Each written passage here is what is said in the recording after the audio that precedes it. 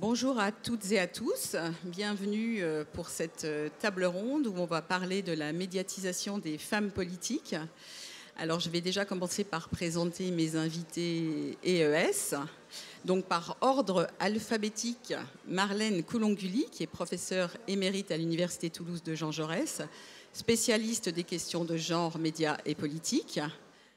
Rose Lamy, autrice en veille sur les discours sexistes dans les médias, qui a travaillé avant comme chargée de production dans les musiques actuelles, puis dans la communication de crise, et qui s'est interrogée sur les mots que l'on utilise, et donc qui a lancé sa page « Préparez-vous pour la bagarre » en 2019. Et ensuite, elle a fait un livre, on en reparlera puisqu'elle présentera aussi ce livre tout à l'heure, sur effectivement toutes les réflexions qu'elle a pu faire sur la question de la façon dont on présentait les femmes dans les médias. Sandrine Rousseau, femme politique, écoféministe et candidate à la primaire écologiste, et candidate sur la 9e circonscription de Paris. Alors, c'est un vaste sujet qu'on va aborder là. On va très brièvement revenir un petit peu sur une perspective historique parce que c'est un objet mouvant que celui que l'on va interroger aujourd'hui et il y a eu pas mal d'évolutions. Qu'il s'agisse d'aspects quantitatifs ou qualitatifs. On va déjà voir comment les femmes émergent dans le contenu médiatique. Donc, il y a quand même des études remarquables qui les comptent et c'est important parfois de compter. Et puis après, on verra également la façon dont on en parle, puisque évidemment la dimension qualitative est extrêmement importante. Donc, premièrement, les femmes en politique, c'est une histoire finalement assez récente. Je ne vais pas vous faire tout l'historique des différentes législations qui ont amené à plus de parité en politique, mais il y a des évolutions, c'est quand même la bonne nouvelle. Donc, je vais vous citer quand même rapidement quelques chiffres, puisque les médias sont censés être un miroir de la société. Donc, évidemment, de quoi on parle quand on parle de médiatisation des femmes politiques, encore faut-il qu'elles soient dans le paysage. Alors, est-ce qu'elles y sont ? Quand même pas trop mal, puisque on cite régulièrement les élections européennes comme exemplaires en matière de parité. Sur les dernières élections en mai 2019, donc il y avait 39 femmes et 40 hommes, donc on arrive à 79 eurodéputés français. Ensuite, autre chiffre que je voulais vous citer, dans les communes quand même de moins de 1000 habitants, la loi n'étant pas contraignante, les avancées quand même sont beaucoup plus limitées. On a 37,6% des femmes dans les conseils municipaux, pour vous donner un chiffre. La loi a plutôt bien fonctionné pour les élections régionales. La présence des femmes dans les exécutifs régionaux progresse fortement, 48,1% des mandats exécutifs. Oui, c'est vrai, c'est obligatoire, tout à fait. C'est important. Le côté obligatoire est parfois important. Mais il n'y a pas d'obligation sur les têtes de liste. Donc, seules 4 femmes sont présidentes de région. Et les législatives, donc ça ne vous aura pas échappé qu'en 2017, on a battu un record avec 224 députés femmes, soit 38,8% sur les sièges des députés. Donc maintenant qu'on a posé ces chiffres, qu'est-ce qui se passe dans les médias? Alors, dans un premier temps, je vais passer la parole à Marlène Coulonguli, qui va revenir un petit peu sur la perspective femmes et médias. Donc Marlène travaille beaucoup sur ces questions. Elle participe aussi beaucoup à une étude dont on aura l'occasion de reparler, le GMMP, Global Media Monitoring Project, qui depuis 1995, aujourd'hui, je ne me souviens plus, ça doit être 117 pays au monde, quelque chose comme ça, étudie effectivement la présence des femmes dans les médias, non seulement leur présence, mais la façon dont on en parle, et c'est assez intéressant. Et donc, on va essayer de voir, au regard de ces chiffres que je viens de vous donner, donc l'évolution des femmes en politique, de leur présence, est-ce que, effectivement, dans les médias, ça a bougé? C'est une sacrée question. Alors, je voudrais peut-être dire 2 ou 3 choses en guise d'introduction. Alors, je m'appuierai sur 2 types d'études. D'une part, l'étude du GMMP, Global Media Monitoring Project, qui ne porte pas spécifiquement sur les femmes politiques, mais qui porte sur les sexospécificités dans les médias. Je crois que c'est important d'avoir cette perspective, sachant que la représentation des femmes politiques ne peut pas être totalement dissociée de ce qu'est la représentation des femmes en général dans les médias. Et puis peut-être un deuxième petit zoom sur une étude que j'ai faite dans un ouvrage qui s'appelle Présidente, le grand défi, et qui a travaillé sur la médiatisation de toutes les femmes qui ont été candidates à l'élection présidentielle. Voilà. Donc, premier petit point par rapport à la représentation des femmes dans les médias en règle générale. Alors, il y a deux choses qu'il faut avoir à l'esprit pour comprendre comment se joue, comment se noue la spécificité de la représentation des femmes politiques dans les médias. Le premier chiffre, c'est que, ou le premier ratio plutôt, c'est que dans les médias français, les femmes représentent 30% des individus mentionnés.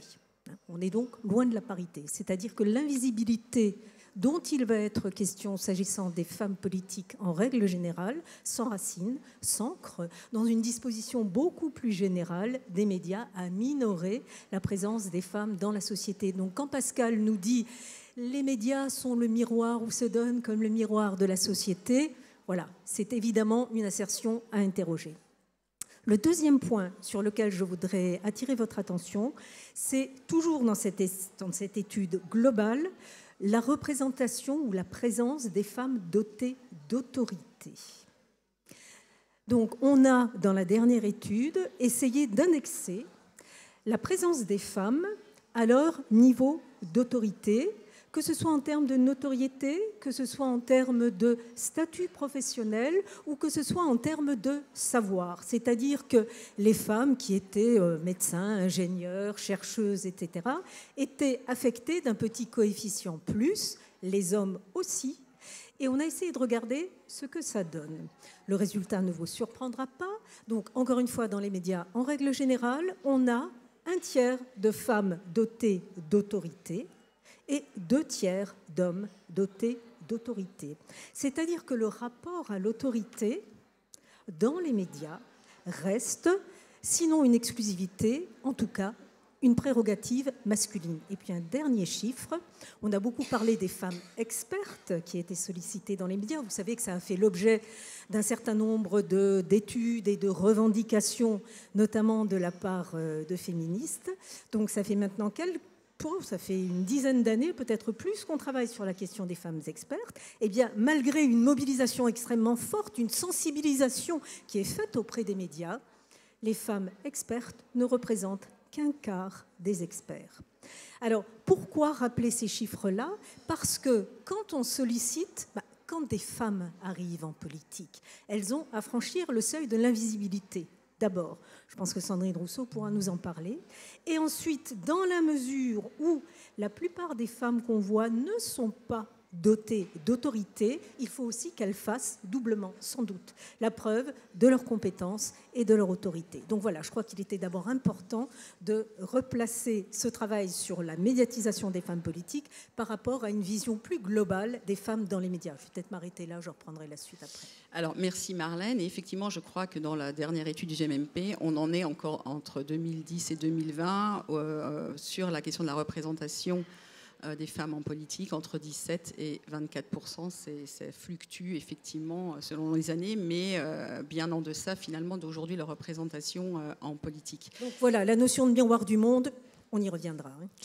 Hein. Sandrine Rousseau, la première question qui a été la vôtre, aujourd'hui vous êtes, on peut le dire, médiatisée. On reviendra sur la façon dont vous êtes médiatisée, mais en tout cas votre premier écueil a été de vous faire connaître. Est-ce que vous pouvez revenir effectivement sur cet épisode au moment où vous étiez candidate à la primaire et où les médias peinaient quand même à vous identifier dans l'écosystème des autres candidats et candidates? Oui, bonjour à tous et toutes. Merci pour cette invitation à parler d'un sujet qui est vraiment très important pour qu'on évolue, parce que je pense que tant qu'on n'aura pas réfléchi et déconstruit ce mot, déconstruit un peu le rapport des médias aux femmes et en particulier aux femmes politiques, on n'avancera pas beaucoup. Alors pour répondre à votre question sur l'invisibilité, oui, ça a été le premier obstacle. C'est-à-dire que quand je suis arrivée sur la primaire des écologistes, il y avait ce qu'on appelle un storytelling qui était déjà en place. Ce storytelling, c'était un duel Piolle-Jadot. Voilà, vous apprécierez le caractère mixte de ce duel. Et ce duel était tellement installé qu'il ne posait aucune question. C'est-à-dire qu'en fait, c'était un duel Piolle-Jadot. Et en fait, ce qui s'est passé, c'est que la primaire a débuté avant l'été, puis il y a eu toute la période d'été, et les votes, je ne sais pas si vous vous souvenez, étaient fin septembre. Ce qui fait que, en fait, la véritable campagne des primaires a commencé fin août, début septembre, à partir des journées d'été d'Europe Écologie, du pôle écologiste. Et avant l'été, j'avais vraiment les pires difficultés à dire je suis candidate et à ce qu'on m'entende dire cette chose, je suis candidate. C'est-à-dire que les rares articles que j'avais, si vous retrouvez ces articles, c'était uniquement de la presse écrite. Je ne crois pas avoir eu une seule interview de télévision. Et ces articles faisaient mention de phrases comme elle rentrera dans le rang, ou alors j'ai même eu elle rentrera à la niche après la primaire, ou des choses comme voilà, elle fera 2%, mais c'est quand même bien d'avoir une femme. Enfin voilà, c'était ça les discours.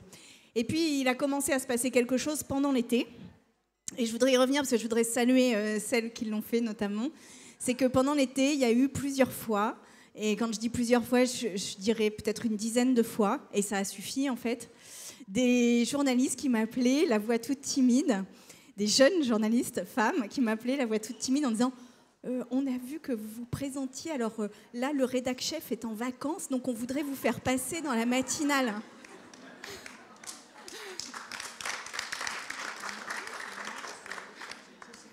Et je disais oui, évidemment.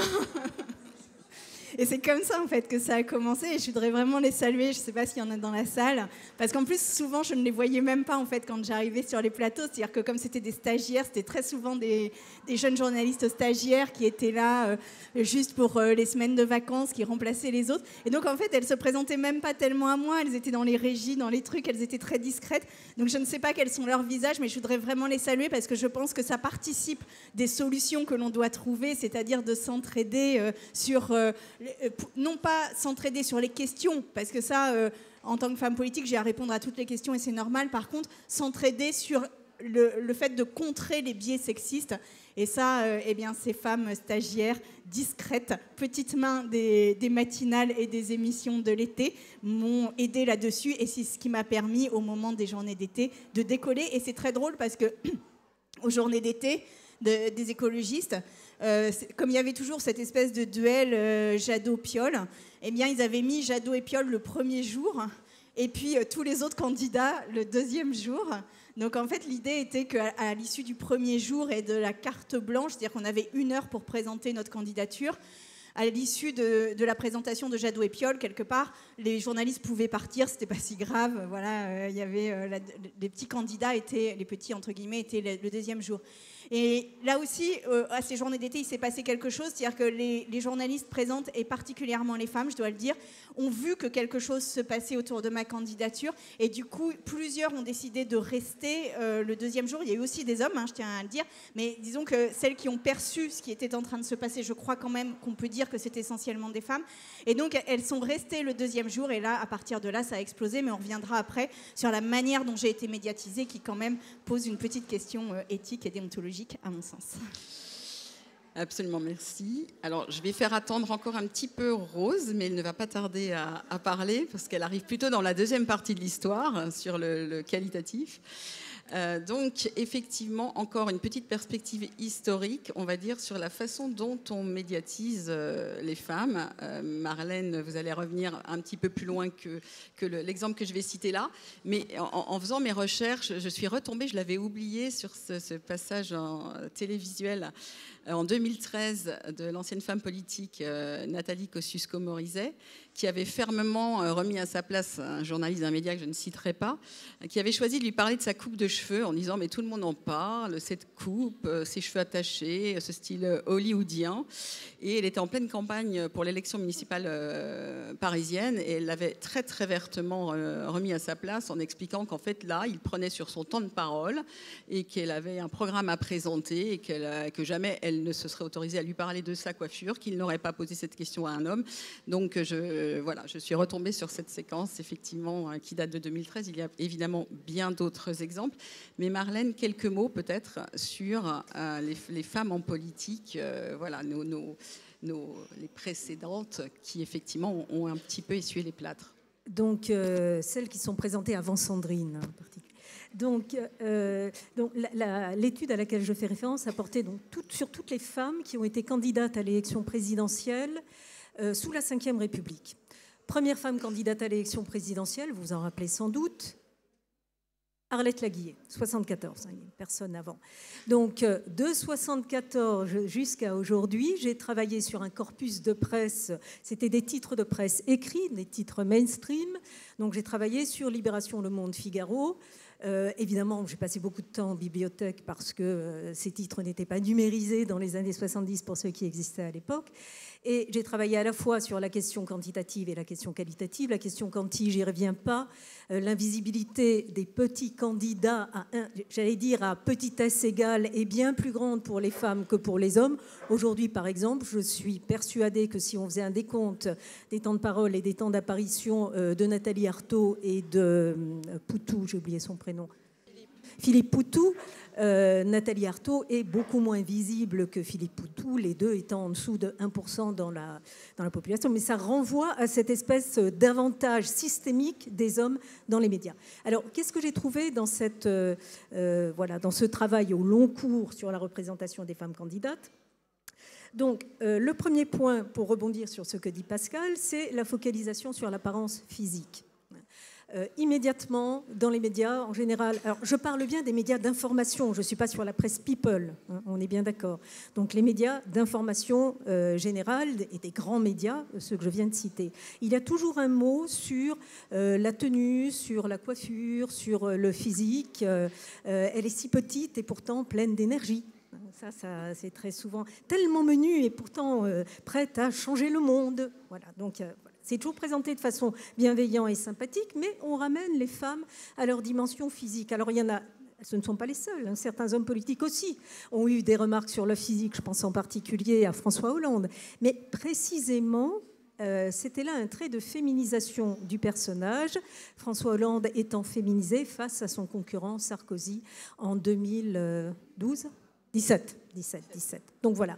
Donc quelque chose sur le physique. Alors deuxième caractéristique, la famille.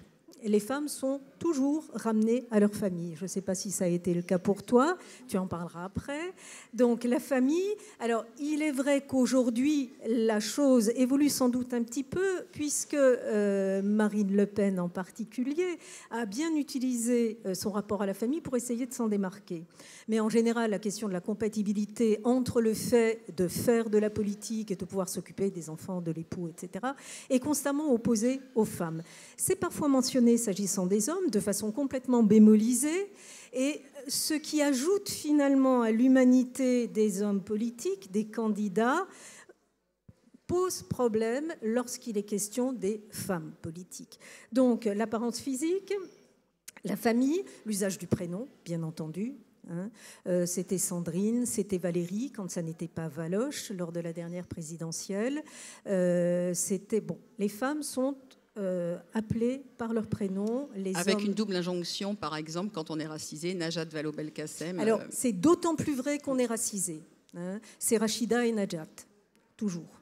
Donc voilà, l'appellation des femmes par le prénom, c'est quelque chose qui est très constant.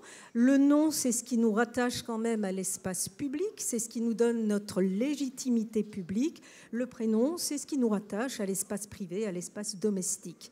Et lors de la campagne de 2007, lorsque Ségolène Royal s'est trouvée confrontée à Nicolas Sarkozy, vous vous rappelez peut-être du binôme Ségo-Sarko.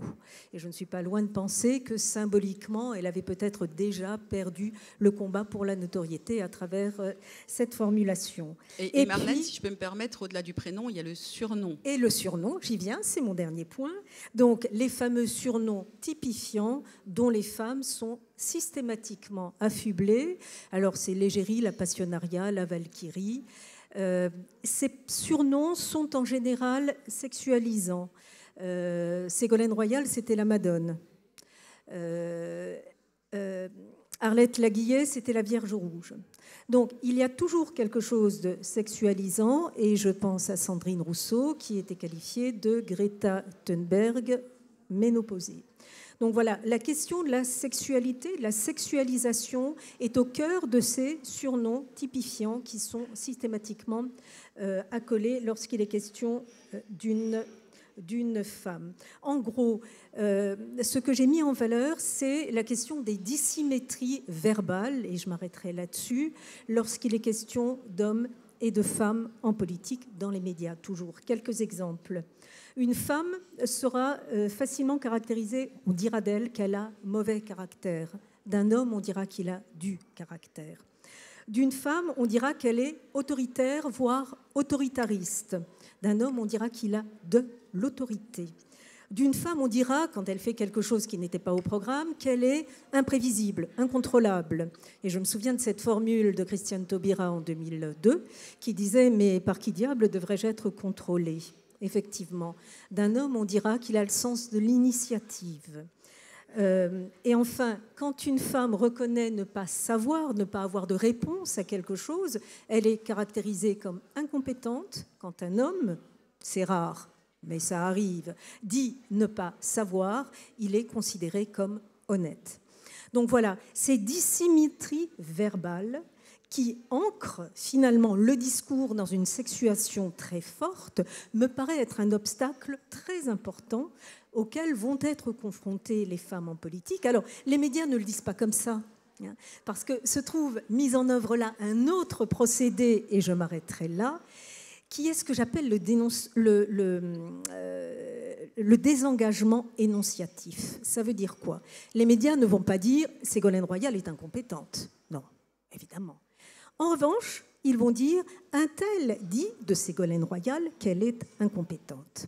Donc, désengagement énonciatif, ils ne prennent pas la responsabilité de tenir des propos qui pourraient être perçus comme sexistes, mais ils vont les mettre dans la bouche de quelqu'un qui. Donc, on voit, Nicole Leroux, spécialiste du panthéon grec, disait « Il y a des déesses dans le panthéon grec, mais la divinité continue de s'exprimer au masculin ».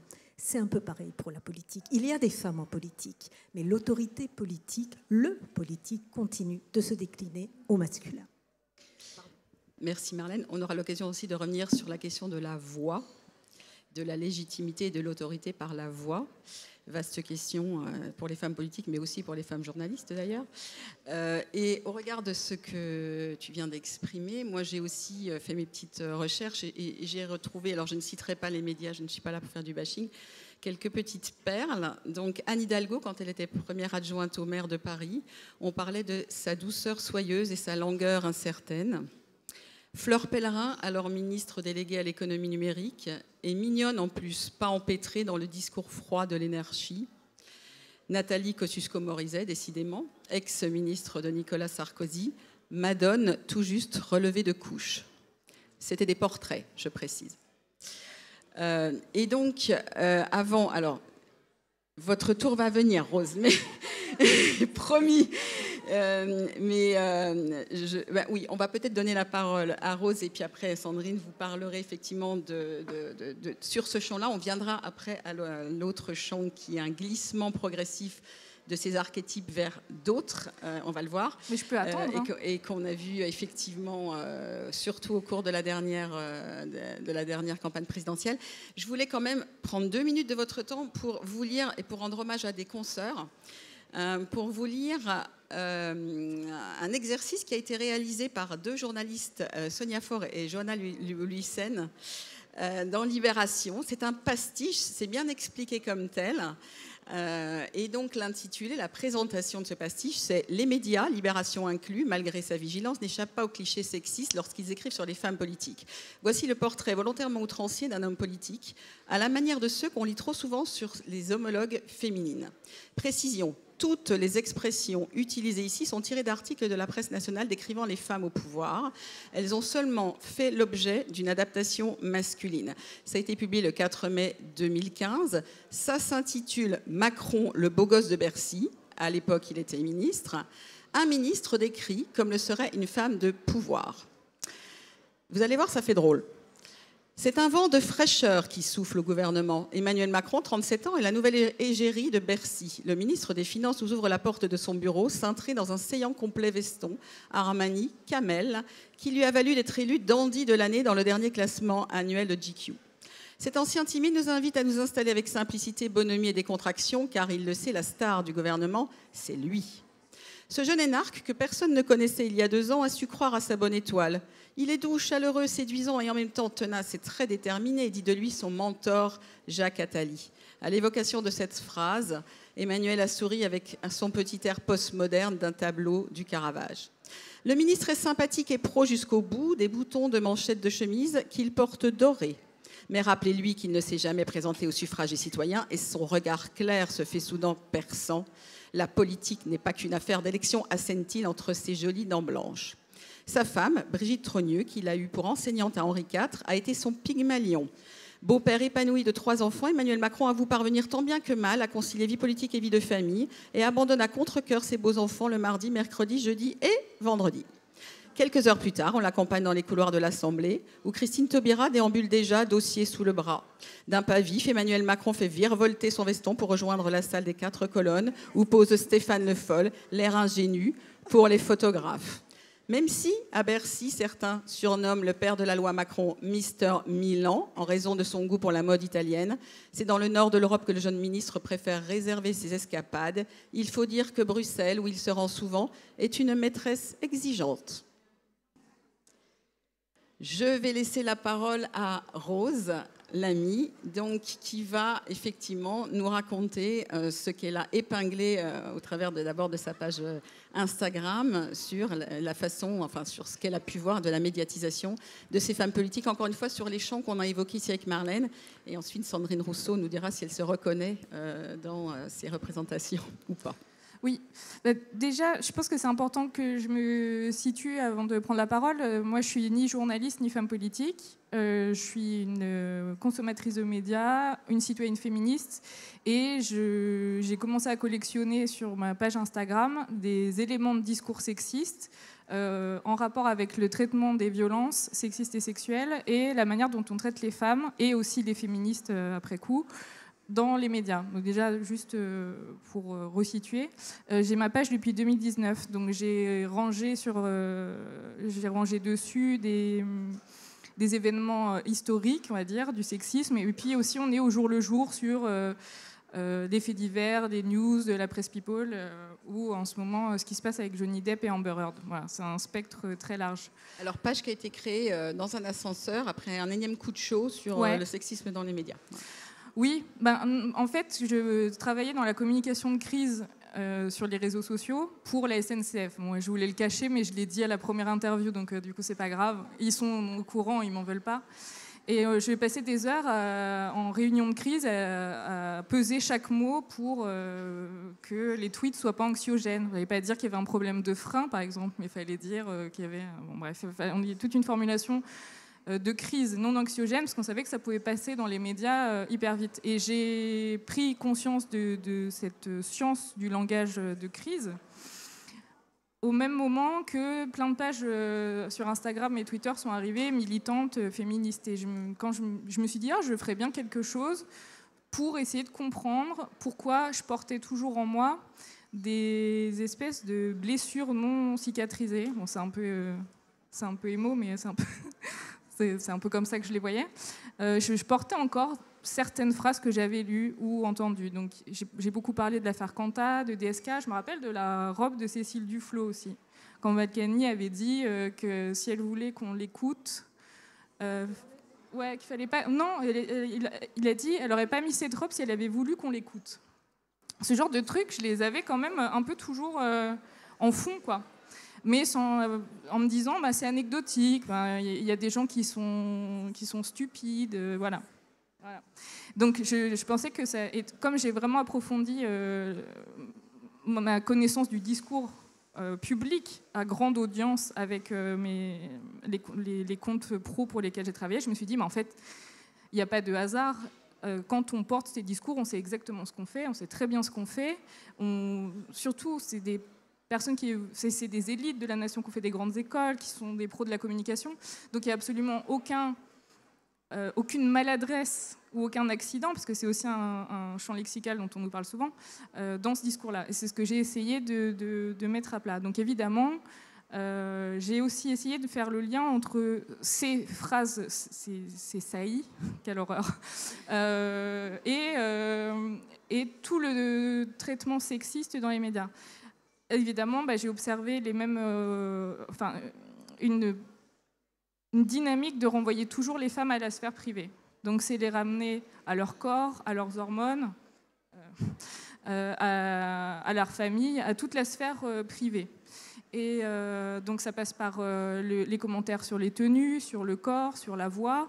Ça passe aussi par le fait de ne pas les nommer, de les surnommer. Je reviens sur Ségaud et Sarko, on est quand même dans le double standard absolu, parce que son surnom à lui, il est fait sur la base de son nom de famille, et son surnom à elle est fait sur son prénom. Donc on l'ampute doublement de son identité. Et on sait très bien qu'utiliser un nom de famille, c'est ce qui rend historique, c'est ce qui inscrit la personne dans l'histoire, qui fera qu'on s'en souviendra. Et retirer aux femmes politiques leur nom de famille, c'est les disqualifier, les renvoyer au prénom qui est l'individu, et pas la dimension historique. Donc j'ai observé tout ce dont on a parlé. Mais après, je pense qu'on va en parler plus tard, mais j'ai fait une nouvelle observation récemment sur l'élection présidentielle actuelle. Donc c'est des débuts de réflexion, mais je crois qu'on tient un truc. Je crois qu'on tient un nouveau truc. Je crois qu'il y a une évolution et on va en parler. Je vais juste passer la parole à Sandrine Rousseau. On va rester sur le champ du corps, du prénom, du surnom ou de la voix. Et est-ce qu'effectivement, au regard de votre propre expérience, vous pouvez nous en dire 2 mots? Alors oui et non, mais là je pense que j'ai été traitée de manière un peu différente par rapport aux autres femmes politiques là-dessus, mais Marlène, tu me corrigeras si je dis des bêtises. C'est que moi, on m'a assez peu appelée Sandrine en fait. Et on m'a assez peu appelée Sandrine, alors que je m'y attendais, mais en fait ça n'a pas été ça, c'était vraiment Sandrine Rousseau. Mais avec derrière quelque chose qui n'est pas forcément plus agréable, qui est que comme j'étais quand même la première femme à arriver avec les cheveux blancs, en étant dans un rapport qui n'était pas un rapport de séduction finalement, et que je donnais pas de gage à la séduction au masculin, en tous les cas dans ma pratique politique, en fait on m'a appelée Sandrine Rousseau précisément pour me retirer de la sexualisation, donc me retirer aussi d'une certaine manière de ce qu'on avait l'habitude de voir des femmes en politique. Et du coup, a commencé avec ça, quelque chose où on n'a pas su où me poser, quoi. C'est-à-dire qu'on ne savait pas trop ce que c'était cet objet politique non identifié qui s'appelait Sandrine Rousseau, voilà. Et donc il y a ça. Et puis alors, sur la domesticité aussi et sur la famille, ça c'est très intéressant parce que en effet, je n'ai pas parlé de ma famille, je ne parle pas de ma famille, ou très peu, de manière très incidente. Et pourquoi je ne le fais pas? Pour une raison que vous comprendrez sans doute extrêmement bien, c'est que quand l'affaire Beaupin est sortie, c'était 1 an, je rappelle, quand même avant MeToo, que, en l'occurrence, ma famille a énormément souffert de cette affaire, mais quand je dis énormément, c'est à un point qu'on n'imagine pas, en fait. Ils ont quand même été les pots cassés, ils ont subi les pots cassés de cette affaire.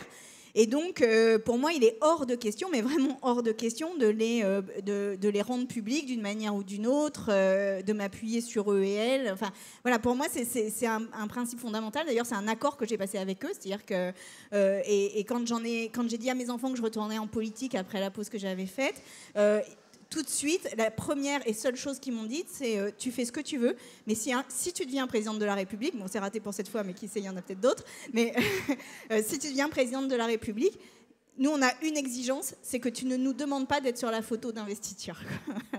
Et c'est très drôle que ce soit ça qui... Pardon. D'où le fait qu'on n'ait pas su où te ranger. Voilà, et du coup on ne savait pas où me ranger.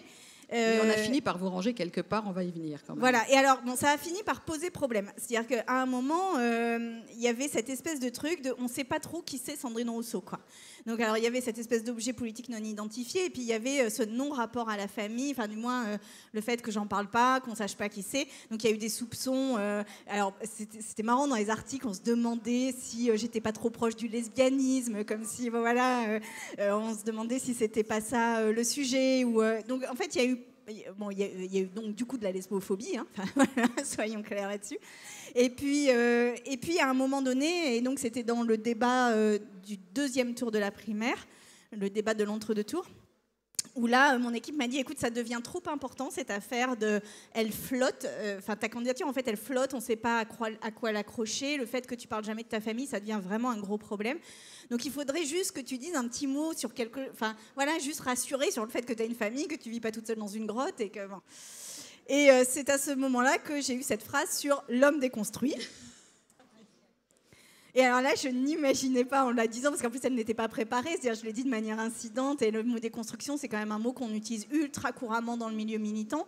Donc en fait, c'était un mot tout à fait naturel que j'utilisais vraiment très, très couramment. D'ailleurs, quand j'étais vice-présidente de l'Université de Lille, avec une des membres du service avec lequel je travaillais, je lui avais offert, enfin je lui avais offert et je m'étais offert la même chose, un tampon marqué déconstruit, pas déconstruit, pour se moquer un peu des collègues, pour savoir comment ils prendraient les politiques égalité femmes-hommes. Donc vous voyez qu'en fait, c'était un truc qui était dans le langage courant, et pour moi, il était évident que tout le monde connaissait ce terme-là.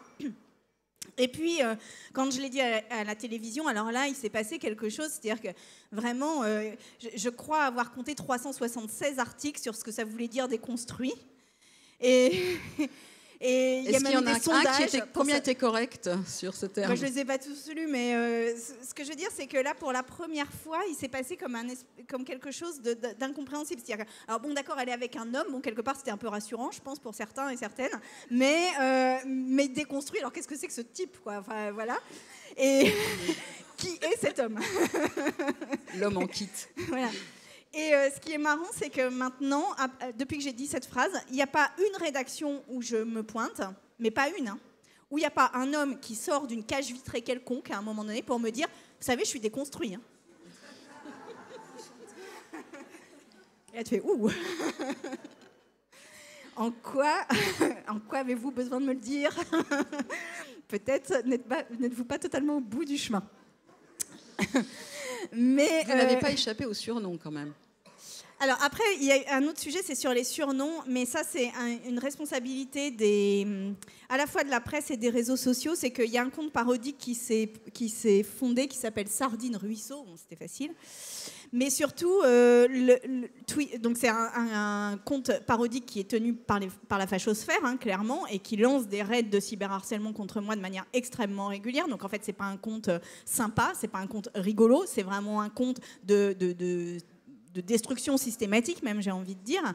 Et il se trouve que ce compte a utilisé les mêmes images que moi, que mon compte Twitter à moi, la même photo, les mêmes phrases de présentation. Et en fait, moi, j'ai demandé pendant toute la primaire des écologistes à être certifiée par Twitter, donc à avoir le macaron bleu, pour qu'on me distingue justement de ce compte parodique, puisque je recevais très régulièrement, et toute mon équipe recevait très régulièrement, des avis, des SMS, des messages disant « Mais pourquoi elle a dit ça ?» alors qu'en fait, cette phrase venait du compte parodique. Et donc j'avais demandé, mais j'ai même appelé le responsable, enfin le directeur de Twitter France pour avoir cette pastille bleue pour dire « Mais il y a un enjeu démocratique à ce qu'on distingue la candidate de la parodie sur Twitter, la parodie... encore une fois, issue de la fachosphère sur Twitter. » Et je n'ai pas obtenu cette certification. C'est-à-dire que je ne l'ai eue qu'une fois la primaire passée.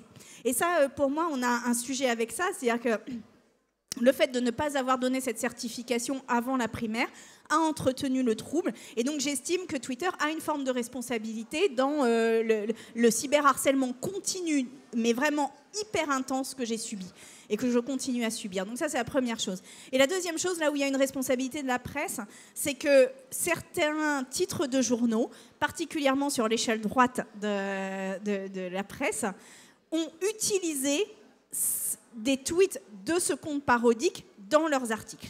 Et là, moi, je dis, là, je pense qu'on franchit une ligne rouge. C'est-à-dire qu'à quel moment des journalistes... bon, déjà, je pourrais parler des articles qui sont parus dans cette presse-là, mais à quel moment des journalistes utilisent un compte parodique pour faire un article sur une femme ou un homme politique? Je pense être la seule à qui c'est arrivé. Je ne crois pas qu'il y ait d'autres exemples de personnalités politiques où ça se soit passé. Et deuxièmement, quelle est la déontologie de ne pas dire que c'est un compte parodique? Et il y a même un article qui est paru dans Valeurs Actuelles qui a fait un faux article avec des fausses citations de moi et qui ne précisait qu'à la fin de l'article que c'était parodique. Et donc, si vous voulez, ça, pour moi, on est quand même dans un sujet déontologique, c'est-à-dire que, outre le fait qu'il y a eu plusieurs journaux qui ont fait des unes sur moi, avec ma tête en gros plan, avec marqué la terreur féministe, alors je ne sais pas si vous me regardez bien, mais enfin, s'il n'y a que moi comme terreur dans le pays, on devrait s'en sortir, hein, globalement.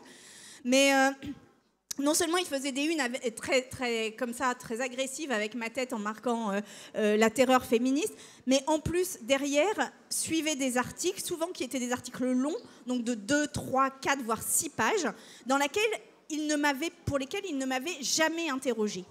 Alors, jamais interrogé. Et ça, c'est un sujet. Et on va revenir sur la dimension féministe qui est importante, effectivement, parce qu'il y a eu, on pense, enfin, en tout cas en échangeant toutes les trois, un glissement par rapport à ces archétypes liés effectivement au corps, à la famille, etc., sur la dernière campagne présidentielle. Et peut-être, Rose, vous avez identifié quelques grands traits. Et effectivement, je pense que le fait de se déclarer féministe a bien sûr à rajouter une nouvelle dimension à ces réactions et à ce traitement journalistique. Rose. Oui, moi ce que je disais quand on préparait cette rencontre, c'est que j'ai moins vu de mentions, de tenues, enfin, tu as eu le Greta Thunberg ménopausée, donc le rapport au corps, on l'avait. Et ça, l'ARCOM a jugé que c'était pas sexiste, le Greta Thunberg ménopausée. On y reviendra, on va parler des outils de régulation, parce que c'est une vraie question. Je ne vais pas dire il n'y en a pas eu, mais j'ai eu le sentiment qu'il y en avait moins, et que dès qu'ils ont eu lieu, ils ont été disqualifiés par l'opinion publique, dénoncés sur les réseaux sociaux en majorité. Il y a une autorégulation quand même qui s'est un peu mise en place. Il y a une sorte d'autorégulation. En tout cas, même si ça existe, c'est moins OK qu'avant. Et moi, ce que j'ai observé pour cette élection, par contre, alors il y a déjà l'importance de l'influence des réseaux sociaux, ne serait-ce qu'en commentaire des pages médias.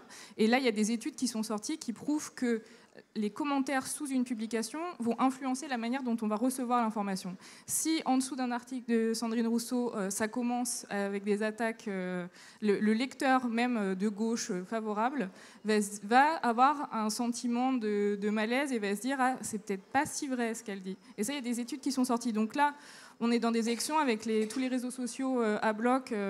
Et donc, il y a cette première différence avec d'autres élections, même si les réseaux sociaux existaient avant. J'ai l'impression que là, vraiment, c'est installé. En tout cas, Twitter, c'est vraiment devenu une deuxième société à observer et avec laquelle il faut, à surveiller aussi.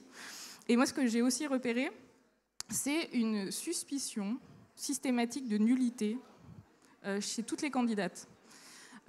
Et ça, alors, tapez dans Google toutes les candidates avec nul, médiocre. Alors là, il y a plein d'articles. Il y a exactement ce qui n'est pas le cas d'hommes, y compris qui ont fait des scores faibles. Non, c'est pas le cas.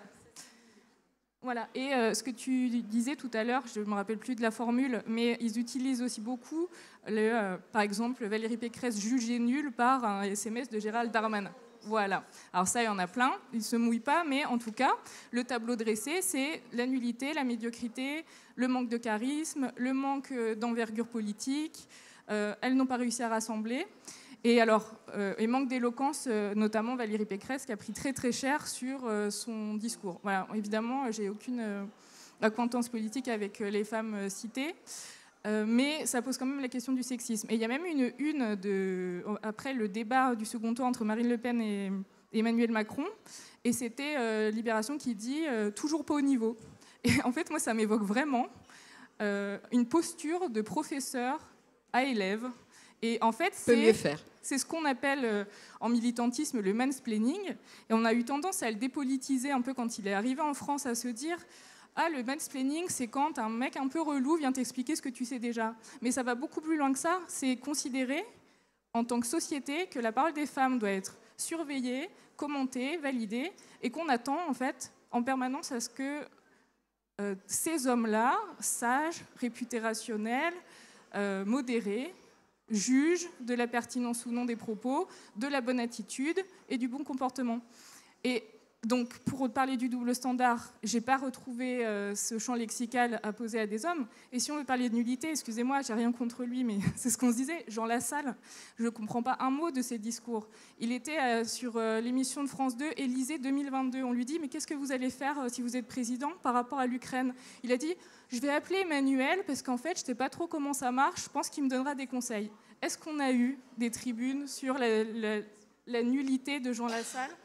Là, avec sa mise en scène électorale où il a fait invalider ses propres votes. Enfin, bon, voilà, c'est pas pour faire des attaques contre lui, mais juste pour démontrer qu'un comportement bien plus médiocre, on n'aura jamais des tribunes et des articles nommés Jean Lassalle, nul, toujours pas au niveau, pas éloquent, pas charismatique. Alors que, objectivement, moi, je ne le comprends pas. Alors Marlène, ce procès en nullité, tu l'as également, enfin le vous, désolé, en fait je suis censée vous voyer, mais je connais Marlène, c'est un peu compliqué. Donc je me permettrai de la tutoyer, c'est plus fort que moi. Donc tu l'as aussi remarqué. Et la question, encore une fois, est-ce qu'il y a une différence entre les femmes et les hommes? Parce qu'on peut faire aussi un procès en nullité, effectivement, aux hommes politiques qui ne sont pas à la hauteur de ce qui est attendu d'eux. Alors, le procès en incompétence, c'est vraiment le fil rouge de la représentation des femmes en politique. J'en reviens à ce que je disais tout à l'heure sur la représentation des femmes en règle générale dans les médias. Les femmes ne sont pas représentées comme étant porteuses d'autorité et de légitimité dans les médias, ou alors à un niveau bien moindre que les hommes. Donc le procès en incompétence, il est classique. Et je me souviens de cette formule de Laurence Rossignol, donc ex-ministre des droits des femmes, sénatrice socialiste, qui disait « Être femme en politique, c'est repasser l'oral du bac tous les jours ». Et voilà, cette nécessité qu'il y a à montrer qu'on est compétent, qu'on est capable de, qu'on est légitime, c'est quelque chose qui est fortement ancré chez les femmes en politique, d'où d'ailleurs le fait qu'elles aient tendance à une forme de surpréparation par rapport aux hommes. Je voulais dire quelque chose qui vient de m'échapper sur le procès en incompétence. Jean Lassalle ? Non, Jean Lassalle, je ne vais pas parler de Jean Lassalle, ça va aller comme ça, je pense que ça ira très bien. Bon, mais ça m'a échappé. Voilà, j'avais tout un beau développement à vous faire là-dessus. Si ça me revient, je vous le redirai. Tu auras de nouveau la parole. Alors, Sandrine Rousseau, sur cette question-là, quand on a échangé, vous m'avez dit, vous avez fait allusion à ce procès en ridiculisation à la Fondation Abbé Pierre, où vous dites vous-même avoir raté votre prestation, ce qui ne vous a pas été Non, c'est pardonné. pas la mienne, hein, c'est celle de Christiane Taubira à la Fondation Abbé Pierre. Pardon, excusez-moi. Oui, vous faisiez une allusion effectivement à cela, alors que vous dites que par ailleurs Yannick Jadot avait aussi raté son premier meeting et que pour le coup ça ne lui a pas été porté, ça n'a pas été porté à son débit. Mais au-delà d'un procès en nullité ou en incompétence, moi je trouve que ça va au-delà, c'est que il y a une espèce de machine de guerre qui se met en place pour les femmes candidates pour démontrer leur incompétence. C'est-à-dire pour que surtout on ne croit pas à leurs compétences. Moi je suis quand même chercheuse en économie, ça fait 25 ans que je cherche sur les questions économiques de transformation écologique et ça n'a jamais été cité dans aucun des articles. Et si vous regardez ce qui s'est passé pour Christiane Taubira, pour Valérie Pécresse, pour les femmes en politique, mais c'était valable aussi pour Eva Joly ou pour Ségolène Royal avant, c'est-à-dire qu'il n'y a jamais de reconnaissance de la compétence d'une femme à exercer le pouvoir. Et ça, ce qui me fascine, c'est avec quelle facilité et avec quelle simplicité ce discours-là s'impose. Parce que là, je pose une question au monde médiatique, pour le coup, c'est de dire, mais pourquoi il n'y a jamais de papier d'angle, de papier long, de papier explicatif, décrivant les biais sexistes dont sont victimes les femmes en politique. C'est-à-dire qu'en fait, c'est comme si on n'osait pas décrire le sexisme dont les femmes sont victimes. Et du coup, on laisse s'imposer cette parole qu'en fait, on est illégitime, on est non crédible, on est incompétente. Moi, le mot qui est revenu le plus pour moi, c'est le mot folle. Mais c'est incroyable qu'on ait laissé ce champ-là lexical s'imposer. Alors, en plus, folle, ça renvoie quand même à une histoire des femmes.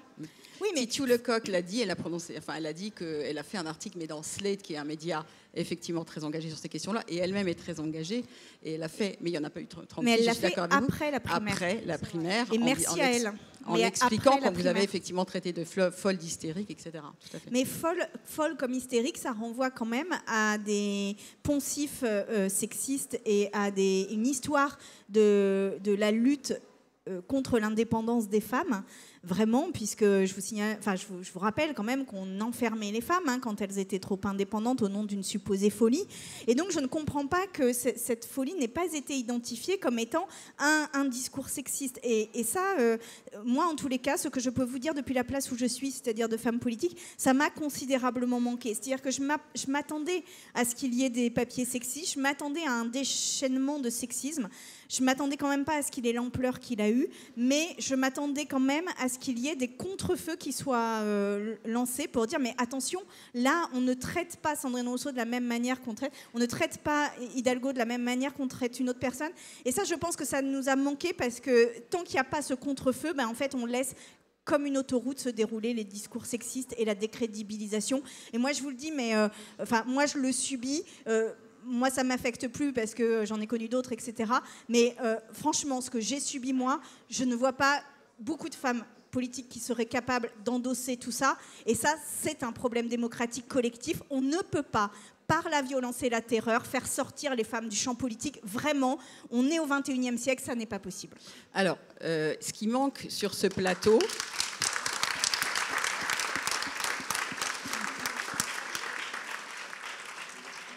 Et on en a sollicité, ce sont des journalistes politiques, parce qu'évidemment, on a envie de leur poser la question. Donc j'espère que quand même dans cette salle, il y a des journalistes politiques qui pourront peut-être s'exprimer à titre individuel, au nom de leurs médias, parce qu'effectivement, cette parole-là va manquer. Là, on fait un constat, comme vous le voyez, qui est quand même sans appel. Et on aurait bien aimé avoir effectivement la réaction des médias, et en particulier des journalistes politiques là-dessus. On va évoquer également avec Marlène quelques initiatives dans les médias. Donc on va quand même porter cette parole un peu contradictoire, qui va dans le bon sens. Mais juste une dernière chose que je voulais aussi évoquer avec vous, Sandrine Rousseau, c'est le fait, ne pensez-vous pas, enfin quand je dis ça, j'ai déjà un peu la réponse, mais que le fait de s'affirmer féministe a considérablement aussi œuvré à ce traitement médiatique particulièrement violent, alors que la radicalité, d'autres hommes peuvent porter la radicalité, mais elle n'est pas considérée de la même façon.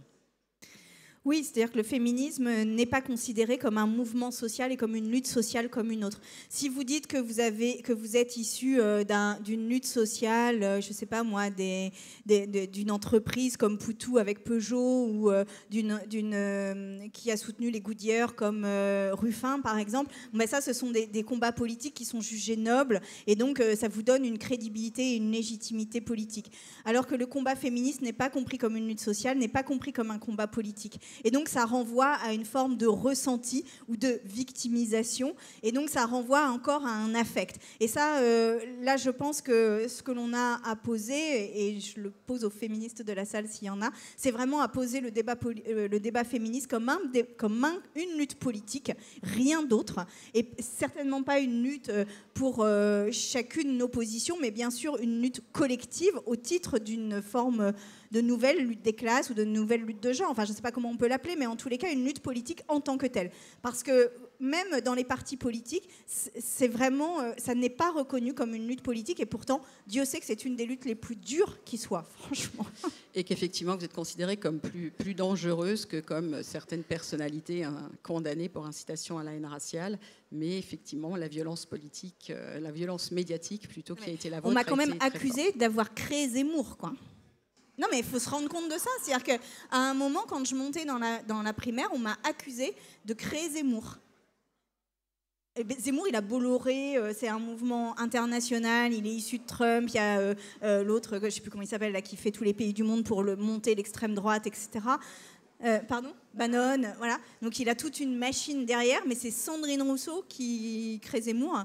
Vous avez beaucoup plus de pouvoir que vous ne le pensez, Sandrine Rousseau. Non mais d'accord, mais ça renvoie quand même à une espèce moi je trouve d'affect. C'est-à-dire que dès qu'on réclame l'autonomie, dès qu'on réclame l'égalité, dès qu'on se positionne en lutte de ces combats-là, eh bien en fait, en face, et contrairement à ce qui est dit, ça n'est pas nous qui sommes dans l'affect, mais en face, il y a des gens qui sont dans un affect tel qu'ils n'arrivent plus à garder la rationalité nécessaire à l'exercice de leur métier face à une féministe.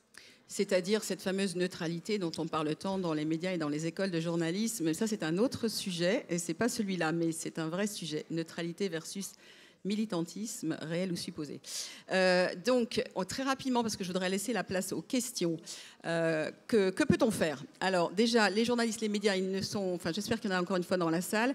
Quelques initiatives quand même à noter.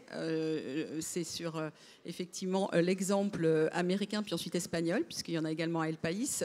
C'est le fait de nommer une personne. Alors, il y en a une à Mediapart. Il y a l'AFP qui est en train de mettre en place aussi un petit peu le même système. C'est à voir, en tout cas en réflexion, de gender editor, donc de personnes qui, dans les médias, est en charge d'une veille permanente sur la façon dont on parle des représentations des femmes et des questions de genre en général. Donc effectivement, et Marlène peut-être pourra en dire deux mots, surtout sur l'AFP, puisque Marlène effectivement a accompagné l'AFP aussi dans une autre démarche qui a été celle sous l'égide de Michel Léridon, qui malheureusement est décédée, mais quand elle était directrice de l'information, a mandaté 2 journalistes, Pauline Talagrand et Aurélia End, pour revisiter le manuel de l'agencier au regard effectivement des représentations faites aux femmes.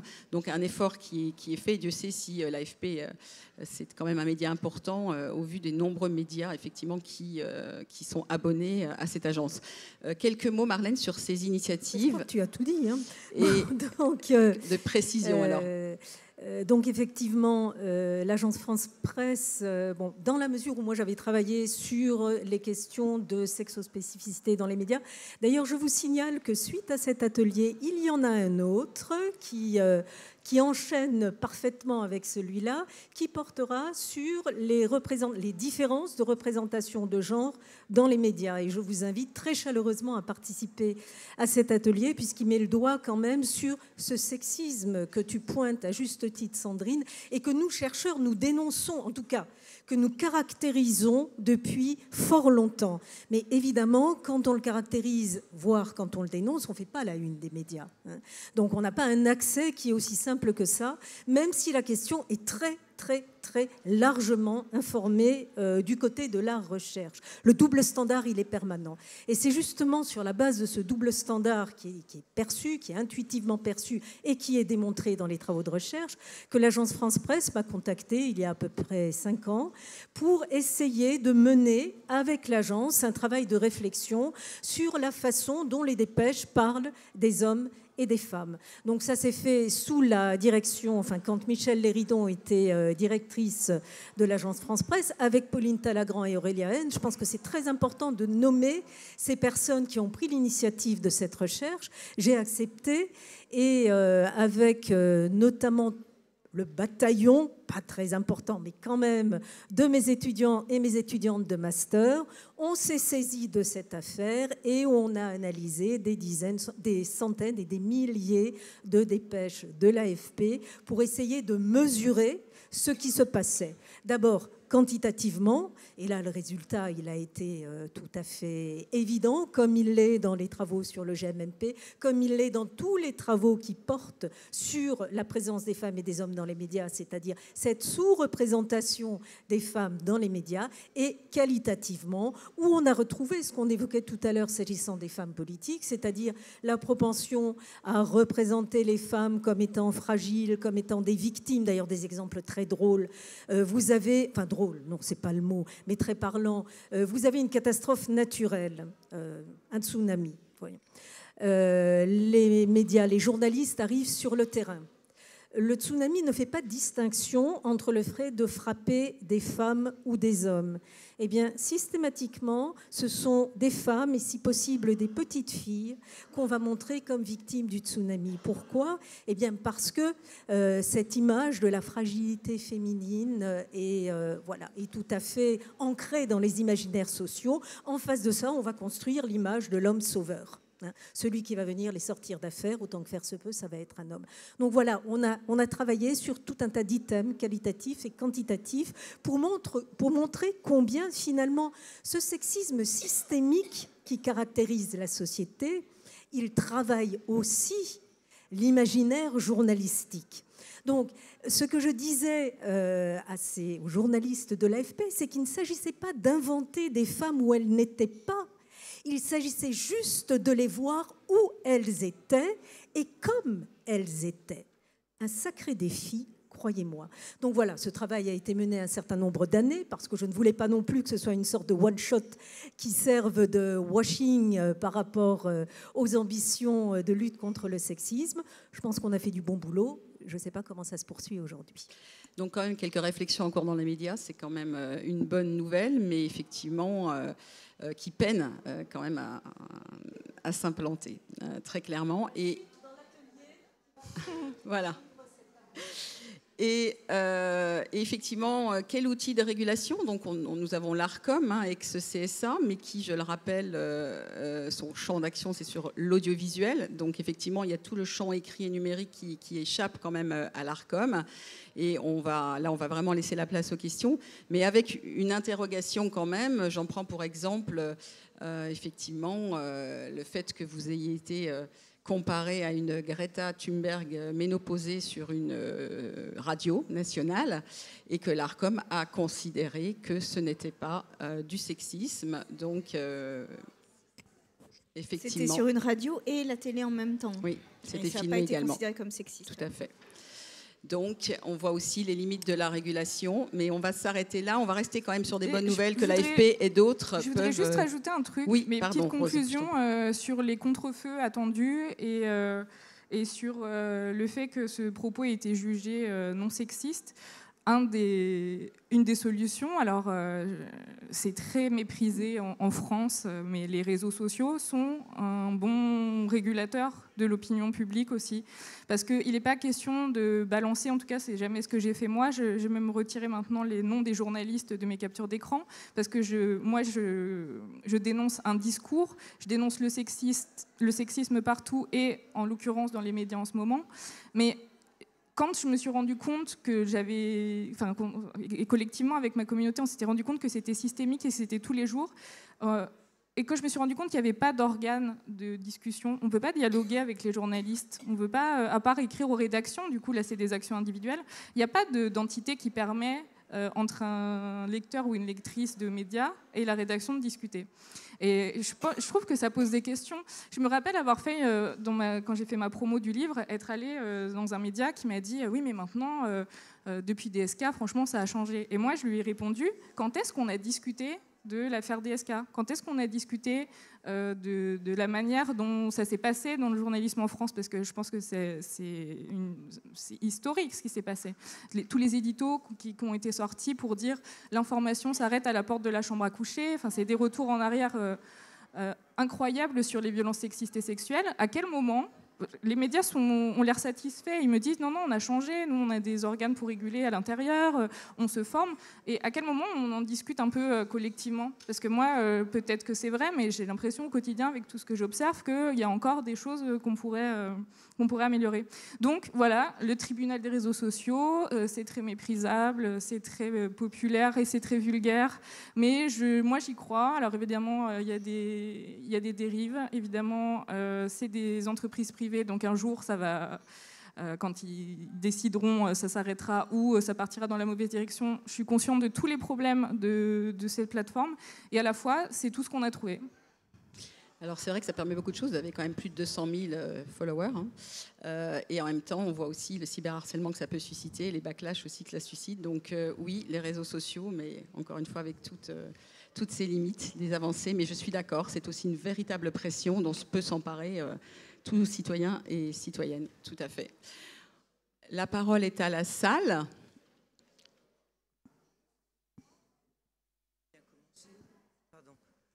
Je veux bien commencer. De même que les consommateurs délaissent les organismes qui les défendent, n'y adhèrent pas et ne les promeuvent pas, de même, les usagers des médias délaissent certaines instances qui défendent pourtant. Je pense au Conseil de déontologie journalistique et des médias, devant lequel, Madame Rousseau, vous auriez vous pourriez peut-être encore saisir de ces dysfonctionnements-là. Je pense à Crimed, Association critique des médias, qui peine à vivre alors qu'elle fait un travail formidable. Et je pense que c'est notre responsabilité un peu à toutes et tous de ne pas assez bien regarder celles et ceux qui se battent dans le sens des choses que vous dénoncez là. Et vous voyez, je connaissais même pas en fait, le centre de déontologie, donc merci pour cette précision, parce qu'en effet, du coup, je vais les saisir. C'est vrai qu'il est, il est peu connu. Il est né il y a 6 ans. 2019, c'est plus récent que ça. Oui, c'est très récent, effectivement.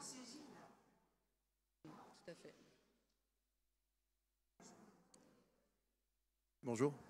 Oui, alors d'abord, j'aurais une question plus en forme de réflexion qui n'attend pas forcément de réponse et une autre question par la suite. La première question, c'est si Christiane Taubira avait un accent créole aussi marqué que l'accent béarnais de Jean Lassalle, est-ce que ce serait permis de faire remarquer qu'on ne comprend pas ce qu'elle dit? Est-ce qu'on se serait permis de l'imiter? Je ne pense pas. Je pense que c'est le débat aussi ici, en fait, de dire qu'il vaut mieux critiquer une personne sur le fond de ses pensées plutôt que sur la forme. Et c'est, je pense, un débat féministe aussi sur l'égalité. Mon autre question, c'est un peu ce qui découle de la loi de représentation dans les assemblées de 50-50. C'est l'idée de dire qu'il faut des exemples pour que les jeunes filles comme les jeunes garçons se disent « j'ai tout à fait le droit d'être en politique ». Et à partir de ça, c'est l'idée de demander si les figures historiques comme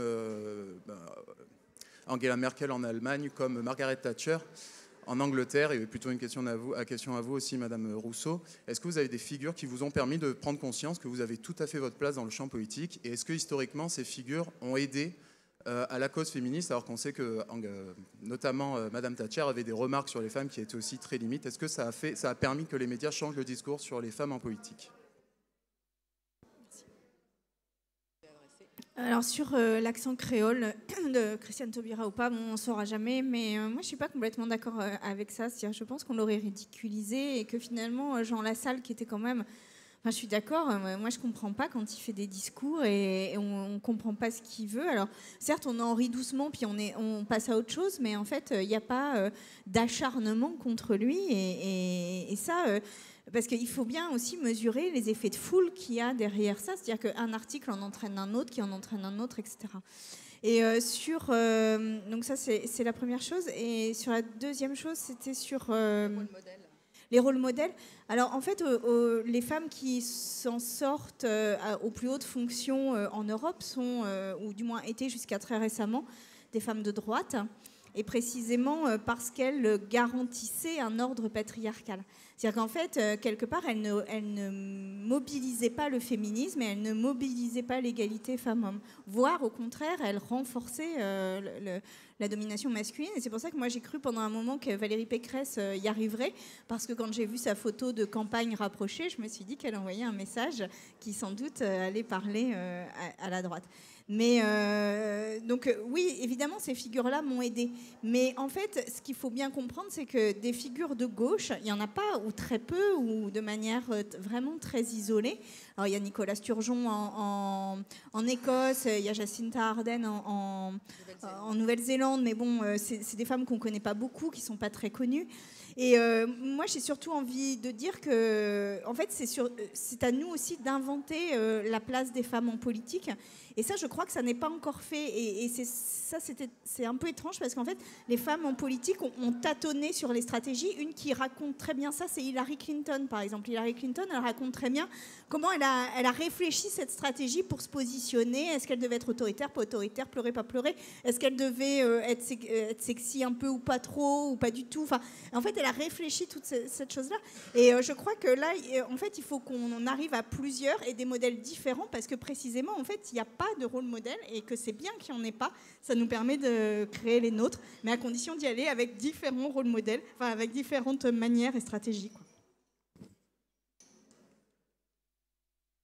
Je voudrais juste ajouter un tout petit point par rapport à Angela Merkel et à Margaret Thatcher, c'est qu'elles sont toutes les deux représentantes de la représentation parlementaire. On est dans le parlementarisme, que ce soit en Allemagne ou que ce soit en Grande-Bretagne. Et je pense que la question de l'incarnation se pose malgré tout de façon assez différente de la façon dont elle se pose en France, où le régime présidentiel, disons, exacerbe la notion d'incarnation et la complique singulièrement.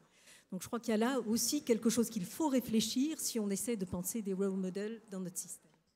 Juste une phrase que j'ai toujours l'habitude de dire, mais comme je ne l'ai pas dit devant vous, je vais quand même la redire, c'est que la figure politique en France, c'est quand même le tribun. Donc on voit le tribun, c'est quelqu'un qui harangue les foules devant un parterre extrêmement nombreux et fourni. Et le féminin de tribun, c'est tribune, c'est-à-dire c'est la table sur laquelle il s'appuie pour faire son discours, quoi. Et en fait, il n'y a même pas de mots pour décrire une leader femme politique, il n'y a pas de mots pour le désigner. Donc en fait, tant qu'il n'y a pas de mots pour désigner, ça ne donne pas à avoir une position légitime. Pardon, je me tais après. Sur le discours et ce qu'il nous dit, ce qu'il nous autorise, ce qu'il nous interdit. Bon, tu cites le binôme tribun-tribune, on peut aussi parler de gouvernant-gouvernante. Qu'est-ce que c'est qu'une gouvernante en France? C'est une femme qui s'occupe des enfants. On peut parler aussi du binôme homme public, femme publique. Qu'est-ce que c'est qu'une femme publique en France? Donc voilà, le discours nous dit des choses, nous interdit un certain nombre de choses. Bon, à nous de le faire évoluer, hein. La langue, elle n'est pas forcément sexiste, mais elle renvoie à une société qui, elle, l'est. Et donc voilà, à nous d'œuvrer pour que ça change. Bonjour. Je voudrais poser une question assez simple qui rebondit un peu sur la dernière. Est-ce que ce regard des médias sur les femmes en politique est, si j'ose dire, une exception culturelle française? Oui ou non? Et si oui, comment l'expliqueriez-vous? Là, vous êtes sympa, les filles. Toutes les deux, mais c'est à toi. D'accord. International. Alors, c'est difficile de répondre simplement à une question complexe. Je pense qu'effectivement, en France, notre rapport au patriarcat est spécifique. Et ce qu'on a longtemps raconté sur ce pays, effectivement, où la mixité était chantée, où la galanterie faisait que les femmes étaient heureuses de la place qu'on leur laissait, tout ceci a probablement fait qu'on s'est longtemps contenté de penser cette fiction et on n'a pas fait cette espèce d'aggiornamento qui aurait été nécessaire. Donc les médias, là encore, on dit les médias, mais on est bien d'accord pour dire que les médias n'existent pas. Il faudrait vraiment se focaliser sur des médias spécifiques. Disons que nous parlons ici de médias d'information mainstream, on est d'accord. Donc, nos médias véhiculent un imaginaire sexiste qui est extrêmement puissant. L'étude de GMMP, sur laquelle je reviendrai tout à l'heure, montre que les régions du monde se comportent très différemment à cet égard. En Europe du Nord, les médias, avec ce bémol que j'ai exprimé, le propos est beaucoup moins sexué, sinon sexiste, qu'il ne l'est ici.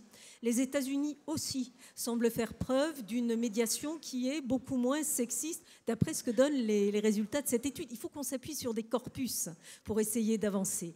Donc voilà ce que je peux dire brièvement donc, sur cette spécificité française qui s'accommode un peu facilement de ce sexisme. Mais vous voulez peut-être ajouter quelque chose?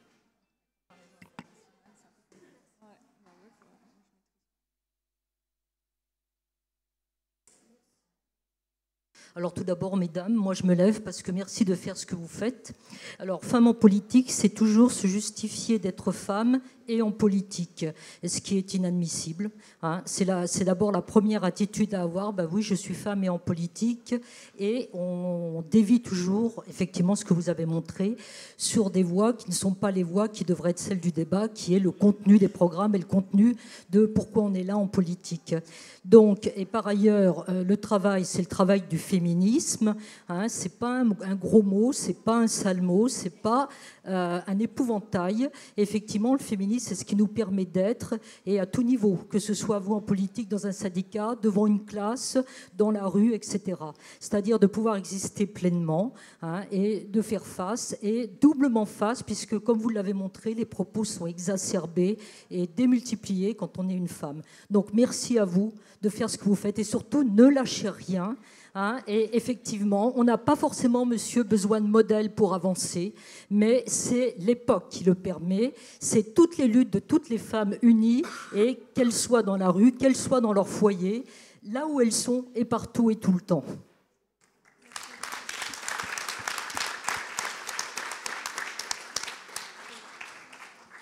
Donc on a la chance d'avoir des cafés de femmes sur Tours. Et merci à ces femmes qui tiennent des cafés femmes depuis 10-15 ans, si ce n'est pas plus. Ouais, qui nous permettent de s'ouvrir autour de ça. Moi, elles m'ont éduquée, en fait. Je suis élue et on représente le réseau élu local. Merci à vous. Enfin, voilà, vous êtes des exemples pour nous et on trouve ça chouette. Merci d'utiliser ces sujets. Je voulais revenir sur des petites choses. Donc, effectivement, la femme publique, ça, c'est important. François Hollande, on n'a jamais parlé de sa différence d'âge avec sa femme. Ça aurait pu aussi être son père, mais à l'inverse, Macron, il s'en est pris plein la tronche avec sa femme. L'égalité, on a parlé d'égalité chez les élus, mais en fait, l'égalité, à mon goût, elle n'est qu'en apparence. Oui, dans le conseil municipal, non dans le PCI, alors que c'est elle qui a tous les moyens. Aujourd'hui, on peut l'avoir chez les députés, mais on ne sait pas trop si on l'aura encore. Au niveau des sénateurs, on en parle. Et qui élit les sénateurs? Les grands sénateurs? Et est-ce qu'il y a la parité dans les grands sénateurs? Pas du tout. Enfin, je pense qu'on est très loin de l'égalité et on ne parle même pas des syndicats autour. Donc voilà, il y a encore beaucoup de choses à faire. Oui, on nous a vendu l'égalité, mais on n'y est pas. Mais en tous les cas, on sait que c'est par les lois qu'on arrivera à avancer ça. On parle aussi, aujourd'hui, quand on parle des femmes en politique, dans la presse, elles sont effectivement fragiles. Qu'est-ce que ça va faire rêver les femmes d'avoir envie de prendre ces places en politique? Je pense que là, il y a quelque chose qu'on n'a pas fait, nous, femmes politiques, ou qu'on ne sait pas faire face à la presse, où il faut qu'on réussisse à trouver un moyen pour ensemble réussir à monter ce niveau-là et qu'on n'aille plus dans cette espèce de faille. Et pour en revenir à ce qui se passe dans les autres pays, je me demande si ce n'est pas une histoire de fédération dans les pays. Les autres pays, on voit par exemple en Allemagne, ce n'est pas qu'un parti qui va gouverner, ça va être une alliance, c'est des gens qui savent fédérer et donc du coup ils savent bosser ensemble. Donc d'autres partis politiques ou hommes et femmes, peut-être que ça les aide à bosser. Mais nous, en tous les cas, on n'a pas su le faire aujourd'hui. Et je voulais juste terminer sur le fait qu'une femme qui n'a pas peur des hommes fait peur aux hommes.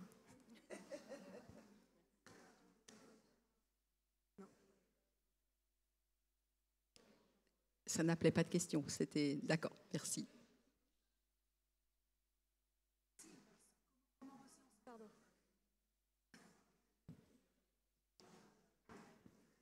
Bonjour, je m'appelle Anaïs, du coup moi j'aurais une question pour Madame Sandrine Rousseau. Au niveau de la politique, quel serait le conseil que vous donneriez aux femmes qui veulent se lancer en politique? Et est-ce que vous avez de l'espoir que ça progresse et qu'on arrive à une vraie égalité au niveau, par exemple, du traitement des médias? Eh bien, la seule chose que j'ai envie de vous dire, c'est venez, et nous, on est là et on vous protège. On est là, on est soror, on est nombreuses. Maintenant, il y a l'élu local, il y a plusieurs réseaux de femmes. Et plus on sera là. Et moi, il y a, pendant la primaire, et avec vraiment, parce qu'on oublie vite, mais la violence inouïe qui a été cette primaire, il y a une féministe, Alice Coffin, pour ne pas la citer, qui me disait, écoute, parce qu'un jour, je lui disais, mais je ne sais pas si je vais tenir, vu ce que je me prends. Et elle m'a dit, écoute, toute journée où tu tiens permet à d'autres de s'engager. Donc, toute journée où tu tiens sera bien. Eh bien, je vous le dis, je tiendrai jusqu'à ce qu'il y en ait d'autres. Et après, ce sera à vous de le faire.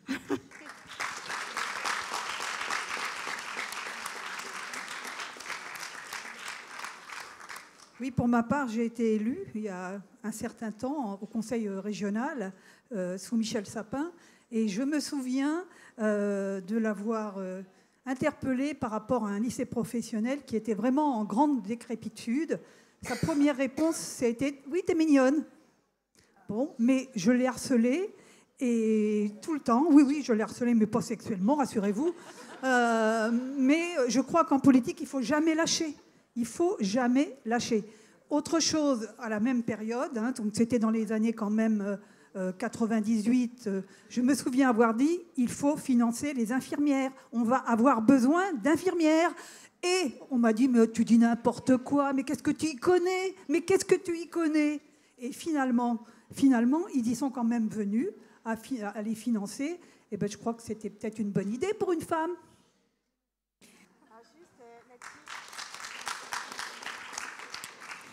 Juste là-dessus, petit juste bémol, mais vraiment léger sur dire faut jamais rien lâcher et tout ça. C'est-à-dire qu'en fait, Il y a des moments aussi qui sont durs, et je crois qu'il faut dire aussi aux femmes qu'elles ont le droit de lâcher à des moments, et qu'on sera là pour qu'elles reprennent les missions qui étaient les leurs dès que ça va mieux. Parce que ça, par exemple, dans la campagne de la primaire, ça nous a beaucoup aidé. C'est-à-dire que les gens qui tenaient mes réseaux sociaux pendant la primaire, bon, j'en ai plus, mais les gens qui tenaient mes réseaux sociaux pendant la primaire, il y en a une qui a été hospitalisée tellement c'était dur, et il y en a un qui a dû arrêter 4 mois tellement le cyberharcèlement que moi je subissais n'était plus supportable pour lui.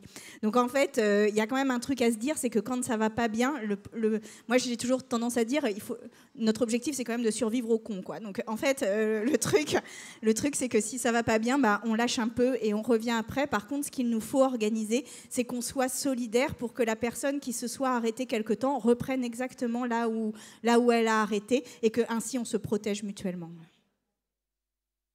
Bonjour, Didier Siamour, je travaille à Radio France. Pascal, bonjour, on se connaît bien. Moi, je voulais juste intervenir sur ce que vous racontiez tout à l'heure, Sandrine Rousseau, sur la difficulté des femmes à intervenir, à avoir une parole dans les médias. Pour avoir animé quelques émissions de débat sur les antennes de Radio France, France Inter notamment, il y a un constat que j'ai pu faire et que j'ai partagé avec des camarades qui animent des débats, c'est la difficulté même à faire venir des femmes. En fait, souvent, et je n'ai jamais entendu un homme, à part quelques universitaires, dire « non, je ne viendrai pas parce que je ne me sens pas légitime sur le sujet ». Alors que des femmes, il y en a légion, beaucoup de femmes nous disent « mais le sujet que vous voulez aborder, je n'ai pas d'expertise réelle sur le sujet, je ne me sens pas légitime, donc je ne viendrai pas ». Je peux vous dire que les hommes, en quelques années de radio, je les compte sur les doigts d'une main. Et puis, autre chose, c'était par rapport à ce que disait Rose Lamy tout à l'heure. Vous parliez de la différence entre le nom de famille et le prénom. Il y a aussi, je pense qu'il y a un mot qui n'a pas été cité, c'est la stratégie de communication qu'il peut y avoir et les communicants qu'il y a autour des politiques et qui font aussi le lien avec les médias régulièrement. Et la stratégie de communication en passant par les prénoms est aussi quelque chose qui est largement utilisé par les communicants, notamment auprès des femmes. Rappelez-vous, tout à l'heure, Sandrine Rousseau, vous parliez de la difficulté des femmes en politique et des insultes parfois qu'il faut essuyer. Rappelez-vous de ce qui avait été dit sur Édith Cresson, Premier ministre. Rappelez-vous ce qui avait été dit sur Ségolène Royal en 2007, candidate. Mais en même temps, Ségolène Royal, la stratégie de communication, elle se faisait beaucoup autour de Ségolène 2007. L'utilisation du prénom était quelque chose qui était quand même très très fort, qui était beaucoup usité. On a cité le nom de Nathalie Kosciusko-Morizet. On a bien vu à certains moments, dans la presse People, dans les picture magazines, comme on les appelle en bon français, une utilisation d'une image glamour de cette femme qui l'utilisait à dessein pour mettre en image un peu sa communication, et c'était quelque chose où la féminisation était largement employée. Donc voilà, je voulais nourrir cette réflexion, en tout cas partager cette réflexion. Merci. Alors, sur les efforts de communication, sur le prénom, etc., j'ai envie de vous répondre que quoi qu'on fasse, c'est mal. C'est-à-dire qu'en fait, Ségolène, je n'étais pas dans son équipe, je ne sais pas comment ça s'est discuté, mais je pense que c'était aussi l'idée de la rendre plus accessible, etc. Mais on aurait dit royale, on l'aurait trouvée distante, autoritaire et tout ça. Donc en fait, il y a cette chose-là qu'il faut bien comprendre parce que c'est structurel dans l'exercice politique par les femmes, c'est que quoi qu'on fasse, c'est mal. C'est-à-dire qu'il n'y a jamais quelque chose qui nous est reconnu. Et donc, soit on est trop clivante, alors moi je suis trop clivante, je suis trop radicale, je suis trop... Là, il y a, dans un article, il est dit que je ne régnais que par la terreur, mais enfin, d'où on peut dire des choses pareilles, quoi. Et donc, en fait, il faut bien comprendre qu'en fait, on est dans une dualité, c'est-à-dire c'est soit on est Ségolène et du coup, on a tout un truc autour de la coiffure, de l'habit, de la maman, de tout ça, soit on est royale et puis là, on est clivante, distante, autoritaire et froide. Donc en fait, il n'y a pas de solution. Aujourd'hui, il n'y a pas de solution pour les femmes pour s'en sortir. Il n'y en a aucune qui convient. Et d'ailleurs, s'il y en avait une, on aurait déjà eu une femme présidente de la République, on aurait déjà eu une femme présidente du Sénat, on aurait déjà eu une femme présidente de l'Assemblée nationale et on aurait plus de première ministre. Donc en fait, ça n'existe pas. Et là, moi, je suis très en colère en ce moment parce que Emmanuel Macron, notre président réélu, nous dit depuis sa réélection qu'il veut mettre une femme première ministre. Eh bien, il n'y a jamais eu autant d'hésitation, mais bizarrement, il n'en trouve pas, quoi. Et ça renvoie à la question de l'expertise, c'est-à-dire qu'en fait, quand on va chercher les femmes en politique, avec un exercice du pouvoir qui est très masculin, avec un ethos très masculin, évidemment, les femmes, elles ne sont pas idiotes. Elles vont se dire comment je vais m'en sortir là-dedans, qu'est-ce que je vais pouvoir faire, est-ce que j'ai la disponibilité, etc. Donc, évidemment, elles refusent. Parce que franchement, il n'y a pas plus masculin que l'entourage d'Emmanuel Macron. C'est absolument incroyable. Donc, et pour les experts, c'est pareil. Là, après que les féministes, d'ailleurs, aient râlé sur les réseaux, il y a eu des femmes qui sont arrivées sur la guerre en Ukraine. Mais au départ, il n'y avait que des hommes. C'est pareil sur le Covid. Au départ, c'était que des hommes. Et ça, le truc, c'est que si vous laissez ça s'installer, évidemment, les femmes, qu'est-ce qu'elles se disent, parce qu'on les connaît, les discriminations, je veux dire, on les a vécues 1001 fois. Donc en fait, quand on voit ça, qu'est-ce qu'on se dit? On se dit, si j'y vais, eh bien ma parole va être mise en doute. Et quand on est chercheuse, quand on est médecin, quand on est... on n'a pas forcément envie d'être critiqué sur un truc sexiste. Donc en fait, on attend. Et c'est pour ça qu'il y a vraiment un travail éditorial en profondeur à faire pour donner de multiples petits signaux que ici, les femmes sont traitées à égalité, c'est tout. Juste pour revenir sur le prénom, alors il y a peut-être des cas de figure où c'est une décision de l'équipe de campagne, ça je n'en sais rien, il y a forcément des exceptions. Et puis de toute façon, être une femme politique, ça n'enlève pas. On peut tout à fait être une femme politique et imprégnée de biais sexistes qu'on croit devoir imiter dans le cadre d'une campagne de communication.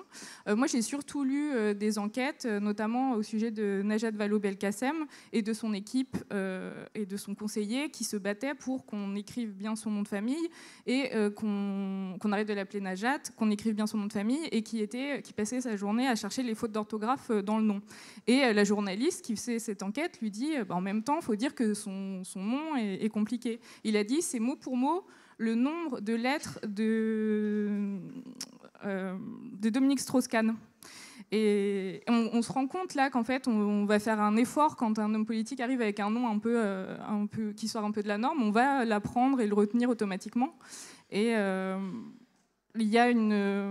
il n'y a pas la même motivation, j'ai l'impression, ou le même intérêt à se souvenir du nom des femmes. Et ça, c'est quelque chose de structurel qui ne se retrouve pas que dans les médias ou dans la politique, c'est partout. Et même s'il y a des exceptions, et même si certaines femmes se sont dit puisque le monde attend de moi qu'on utilise mon prénom, je vais le faire parce que peut-être stratégiquement en communication, ça parlera mieux, ça ne remet pas en question le fait que ça se pratique et qu'en plus de le pratiquer, ça a des conséquences d'invisibilisation et on en parle tout le temps, mais de minorisation et de délégitimation. Bon, ça n'existe pas, mais ça les rend moins légitimes.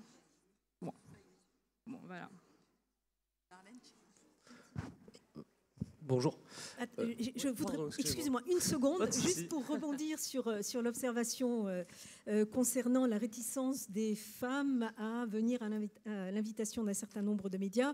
Alors c'est un constat qui a été fait depuis fort longtemps. Effectivement, elles ne viennent que quand elles ont quelque chose à dire, elles, et quand elles ont quelque chose quand elles ont une plus-value à apporter. Voilà.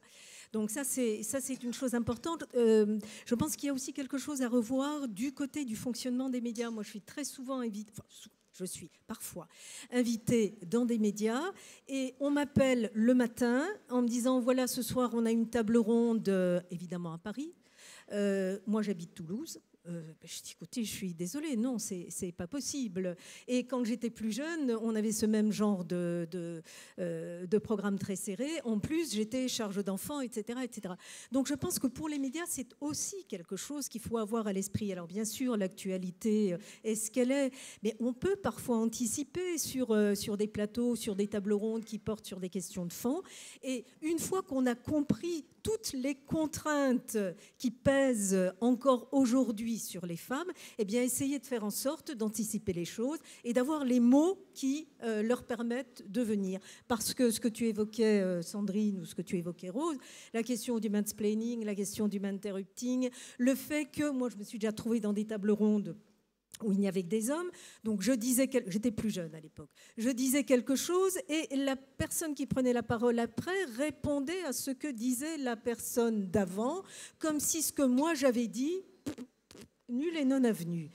je peux vous dire que c'est douloureux comme expérience. Donc voilà, je crois qu'il y a aussi une prise de conscience qui est nécessaire de la part des médias. Et je voudrais signaler un dernier point, c'est le guide des expertes que vous connaissez sans doute, et voilà, qu'on a travaillé à mettre en place et à vulgariser autant que possible, en tout cas faire en sorte qu'il soit aussi complet que possible pour montrer que des femmes sont compétentes sur tous les sujets, pour peu qu'on le leur dise un peu avant. Et petite précision importante, c'est que les études comme le GMMP, les études de l'ex-CSA ou même de l'INA montrent une différence entre le temps de présence des femmes et le temps de parole. C'est-à-dire qu'effectivement, on peut les inviter, mais elles ont un temps de parole moindre. Donc je pense qu'il est nécessaire aussi de veiller au juste équilibre du temps de parole entre les différentes invitées et les différents invités de ces plateaux, de ces émissions, etc.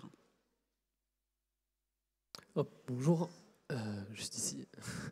Je m'appelle Armand, je suis étudiant en journalisme dans une école reconnue. Et en fait, j'avais une question, parce que là, on a beaucoup parlé du constat du traitement médiatique des femmes en politique. Et en fait, je me posais la question de savoir la part du sexisme des individus et de celle de la ligne éditoriale ou de la rédaction et des consignes qu'on peut donner aux journalistes dans le traitement médiatique des femmes. Et plus au-delà de ça, comment on peut faire ensuite, nous en tant que journalistes, puisque je parle en tant qu'étudiant, pour que malgré ces contraintes qu'on peut rencontrer, on ait un traitement médiatique qui soit bien plus favorable et plus égalitaire. Ouais, je veux bien juste préciser que moi j'ai des doutes sur le fait que la parité règle tout, parce que c'est une question de discours, et le discours on l'a en nous, on a des discours imprégnés en nous parce qu'on est sociabilisé comme ça. Des fois je peux avoir des sorties sexistes qui m'échappent, j'ai eu des pensées sexistes dans le passé par rapport à des affaires médiatiques, et maintenant j'ai compris que j'avais changé. Et moi, ce que j'ai fait dans mon livre, c'est d'établir le constat, justement, pour qu'on se rende compte d'où venaient les choses, sur quoi reposaient les mythes. J'ai beaucoup parlé de faits divers, notamment dans le livre, et par exemple, pour juste prendre un exemple, le mythe du crime passionnel, auquel on est un peu arrivé au bout, j'espère. Maintenant, les médias ont compris qu'il fallait écrire féminicide, qu'il n'y avait rien de passionnel là-dedans, qu'il n'y avait pas d'amour dans le fait de tuer et de battre. C'est absurde de le dire, mais il faut toujours le rappeler. Et je pense qu'il y a une bataille culturelle à mener en parallèle, en fait, de ce qui se passe dans les médias. C'est très bien de parler de parité, c'est très bien de parler du fonctionnement des rédactions, mais il y a aussi un truc qui relève de l'effort citoyen, d'essayer de voir comment on est traversé par ses pensées, comment on adhère à des mythes très facilement, de la fausse accusatrice, alors que statistiquement, elles sont très peu nombreuses. Elles sont moins nombreuses que les personnes qui fraudent à l'assurance. Et bon, je prends souvent cet exemple, mais si je vais au commissariat dire que je me suis fait voler ma voiture, on ne va pas me dire que j'essaye de frauder l'assurance. On va me dire, bon, c'était quand, il se passait quoi? On ne me dira pas que c'est ma faute, que ma voiture était trop belle. Bon, bref, parenthèse. Il y a un travail qui relève de la déconstruction, quoi, de voir en soi les biais qu'on porte. Et il faudrait que ça se soit mené aussi dans les rédactions, mais à titre individuel, que les gens voient une démonstration claire de oui, si on utilise crime passionnel, on dépolitise une question de meurtre systémique tous les 3 jours, on excuse l'accusé, on fait disparaître la victime, sa famille, son ressenti. Et voilà, il y a un travail aussi d'exposer calmement les conséquences du traitement médiatique des femmes. Bon, là, je suis un peu sortie de la politique, mais voilà, en tout cas, en parallèle du fonctionnement des structures, il y a un travail à faire en tant que citoyen, quoi, en tant qu'humain. Et alors ça, il faut le faire aussi sur toutes les oppressions systémiques, évidemment. Racisme, antisémitisme. Si je peux me permettre, les médias ne sont ni pires ni meilleurs que la société, en fait. Voilà. Alors c'est un reflet souvent déformant encore, hein, on l'a vu là, c'est-à-dire que l'idée c'est quand même qu'ils tendent à refléter la société, mais effectivement, en fait, tout est politique. C'est la société dans son ensemble qui doit réfléchir. Je pense qu'aujourd'hui, il y a des vrais débats. Aujourd'hui, c'est un sujet. Le déni peut persister, mais c'est devenu un vrai sujet. Et il y a un accès à tous citoyens et citoyennes qui le souhaitent quand même pour avoir des notions, pour avoir des chiffres. Enfin, moi j'aime beaucoup les chiffres personnellement, et pour pouvoir effectivement s'éduquer, en tout cas sur ces questions-là. C'est parfois coûteux en termes de revisiter la façon dont on a construit son imaginaire, sa relation à autrui, mais je pense que tout est accessible. Il y a des travaux de recherche passionnants, tout le monde n'a peut-être pas envie de se plonger dans les travaux de recherche, mais il y a énormément d'ouvrages, d'articles, de vulgarisation sur ces questions. Donc je pense qu'effectivement, il y a un travail bien sûr collectif au niveau de la profession, mais il y a un travail individuel de chacun et chacune d'entre nous. On peut peut-être citer juste ce mini-exemple qui va être développé par notre collègue dans l'atelier tout à l'heure, l'utilisation des mots, des verbes qui introduisent des formules, des citations, dire, déclarer, se désoler, etc., etc. Donc ils ont fait un travail là-dessus. Alors je déflore un tout petit peu le sujet, mais c'est pour mieux vous appâter. Et ils montrent que cet usage des verbes introductifs est fondamentalement sexué. C'est-à-dire que les hommes vont déclarer, décréter, affirmer, et les femmes vont se désoler, craindre que, s'agacer de, etc. Donc ça, c'est très simple, c'est très pratique, et ça permet précisément de montrer combien le discours, le propos, les médias sont porteurs de ce qu'on appelait autrefois un insu structurellement sexiste. Aujourd'hui, on ne peut pas dire que ce soit un insu. Il y a tant de travaux là-dessus que pour que ce soit un insu, il faut vraiment y mettre une sacrée mauvaise volonté. Donc voilà, il y a des travaux, il y a des outils. Donc à vous de vous en saisir. Hein, et je pense que you can do it. Vraiment. C'est terminé. Voilà. La puissance invitante, à savoir Clotilde Lecoz, me dit que c'est terminé. Je vais vraiment remercier mes invités pour la qualité de leur intervention et la complémentarité également de leur intervention.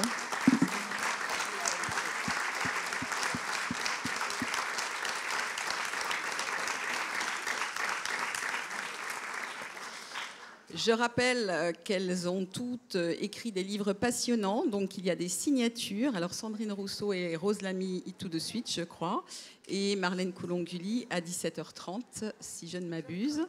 Donc n'hésitez pas aussi à participer à cet effort de vulgarisation sur ces questions-là, c'est important.